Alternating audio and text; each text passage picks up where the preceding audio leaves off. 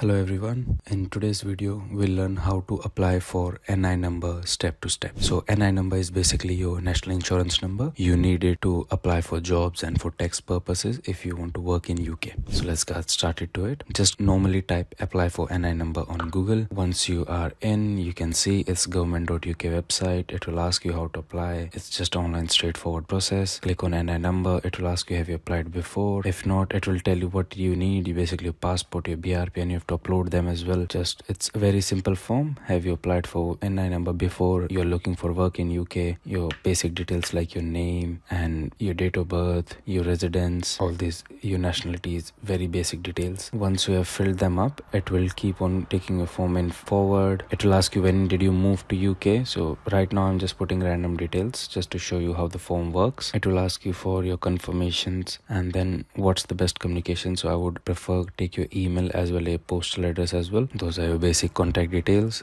Now this is the part where you have to put your passport details and your BRP details. Once those are done, it will ask you to upload the photos. So make sure you are uploading them properly. They have clearly given instructions how your passport should look in the frame. Make sure you do that properly. Right now I'm doing it from mobile, so I'll just randomly pick an image. So just make sure you follow the guidelines that are given. This is the place where you have to take an passport with side of your face and click the image. You can click any random picture. I'm just clicking any random picture at the moment just to show you guys. So just click move forward. Once this part is done, after you submit this, it will straight away be done, and then it will give you a reference number. You can double check everything and then just accept it and send, and that's all done for your NI number. It will give you a reference number. You can legally work with the reference number, so that's no problem at all. You just have to wait for 4 weeks. It says to wait for 4 weeks to get the NI number by post. Thank you for watching this video. If you have any questions, drop them in comment and make sure you follow us for more such informations. Thank you.